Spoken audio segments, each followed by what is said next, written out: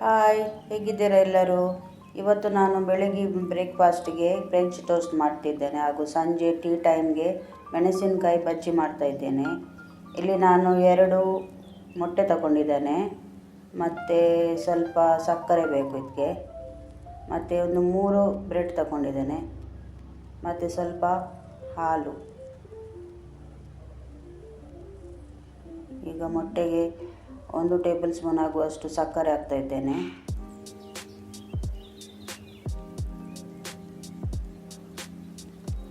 ಮತ್ತು ಒಂದು 2 table spoon ಅಷ್ಟು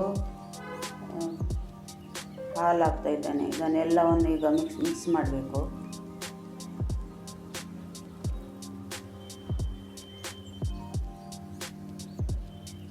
ನಿಮಗೆ ಜಾಸ್ತಿ ಕ್ವಾಂಟಿಟಿಯಲ್ಲಿ ಮಾಡಲಿಕ್ಕಿದ್ರೆ ಮೊಟ್ಟೆ, ಹಾಲು, ಸಕ್ಕರೆ ಎಲ್ಲ ಜಾಸ್ತಿ ಕ್ವಾಂಟಿಟಿಯಲ್ಲಿ ಹಾಕಬೇಕಾಗ್ತದೆ. ಇಲ್ಲಿ ನಾನು ಕಮ್ಮಿ ಕ್ವಾಂಟಿಟಿಯಲ್ಲಿ 3 ಬ್ರೆಡ್ ಅಷ್ಟೇ ಮಾಡ್ತಾ ಇದ್ದೇನೆ. ಈಗ ಗ್ಯಾಸ್ ಮೇಲೆ ಕಾವಲಿಟ್ಟಿದ್ದೇನೆ, ಎಣ್ಣೆ ಹಾಕಿದ್ದೇನೆ ಅದಕ್ಕೆ.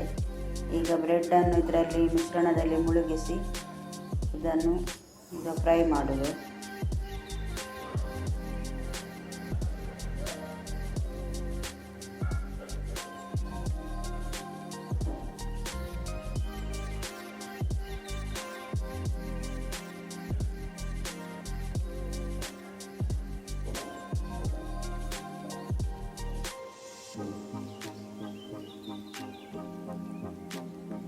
ಈಗ ಉಳಿದ ಮೊಟ್ಟೆಯ ಮಿಶ್ರಣವನ್ನು ಈ ಬ್ರೆಡ್ ಮೇಲೆ ಹಾಕ್ತಾ ಇದ್ದೇನೆ. ವೇಸ್ಟ್ ಮಾಡೋದು ಯಾಕಂತೇಳಿ, ಇಲ್ಲಾಂದರೆ ಸುಮ್ಮನೆ ವೇಸ್ಟ್ ಮಾಡಬೇಕಲ್ಲ.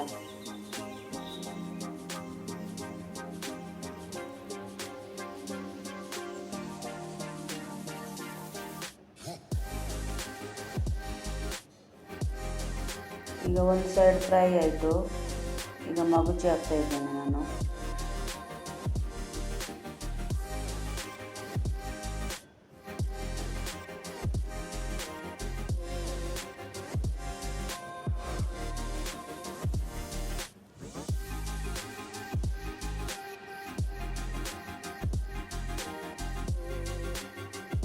ಈಗ 2 ಸೈಡ್ ಫ್ರೈ ಆಯಿತು. ಈಗ ಒಂದು ಪ್ಲೇಟ್ಗೆ ಹಾಕ್ತಾ ಇದ್ದೇನೆ.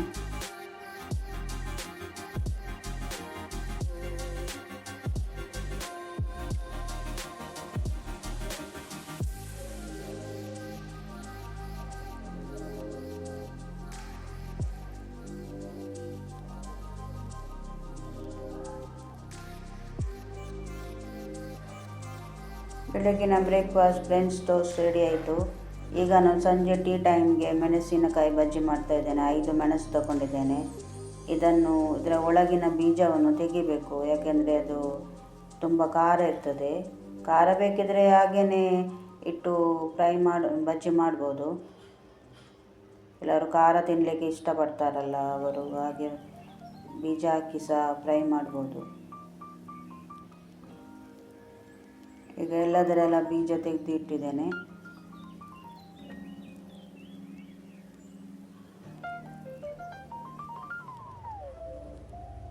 ಈಗ ಇಲ್ಲಿ ಒಂದು ಬೌಲ್ ತಗೊಂಡಿದ್ದೇನೆ. ಇದಕ್ಕೆ ನಾನು 1 ಕಪ್ಪು ಇದು ಕಡಲೆ ಹಿಟ್ಟನ್ನು ಹಾಕ್ತಾ ಇದ್ದೇನೆ.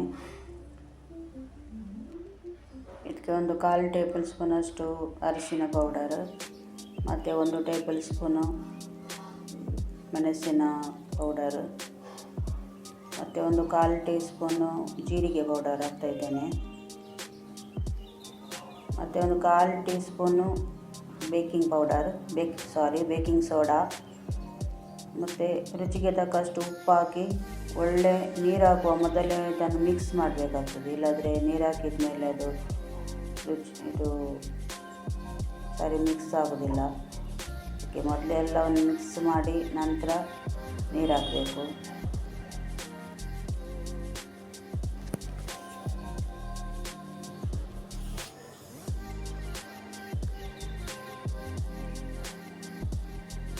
ಇದು ಕಡಲೆ ಹಿಟ್ಟನ್ನು ಸ್ವಲ್ಪ ದಪ್ಪನೇ ಇಡಬೇಕು, ತೆಳು ಮಾಡಬಾರ್ದು. ನೋಡಿ, ಇಷ್ಟು ದಪ್ಪ ಇಟ್ಟಿದ್ದೇನೆ.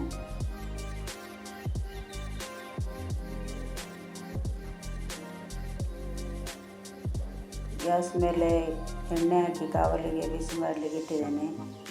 ಈಗ ಇದನ್ನು ಮೆಣಸಿನಕಾಯಿಯನ್ನು ಕಡಲೆ ಹಿಟ್ಟಿನಲ್ಲಿ ಮುಳುಗಿಸಿ ಚೆನ್ನಾಗಿ ಮುಳುಗಿಸಿ ಇದನ್ನು ಫ್ರೈ ಮಾಡುವ.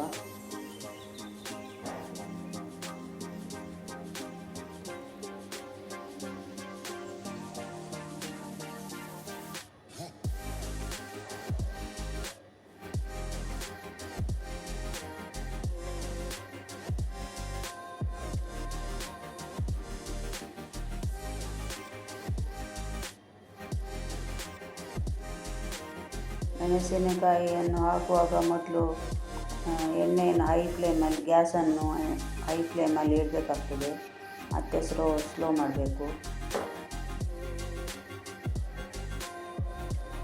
ಇದನ್ನು ಗೋಲ್ಡನ್ ಬ್ರೌನ್ ಆಗುವ ತನಕ ಫ್ರೈ ಮಾಡಬೇಕು.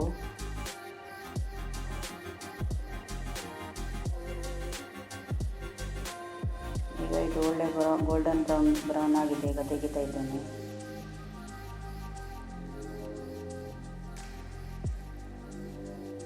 ಈಗ ಉಳಿದ ಮೆಣಸಿನಕಾಯಿಯನ್ನು ಹಾಕಿ ಈಗ ಇದನ್ನು ಸಹ ಗೋಲ್ಡನ್ ಬ್ರೌನ್ ಆಗುವ ತನಕ ಫ್ರೈ ಮಾಡಿ. ಈಗ ಎಲ್ಲವನ್ನು ಫ್ರೈ ಮಾಡಿ ಆಯಿತು. ಈಗ ಸಂಜೆಯ ಟೀ ಟೈಮಿನ ಮೆಣಸಿನಕಾಯಿ ಬಜ್ಜಿ ರೆಡಿ ಆಯಿತು.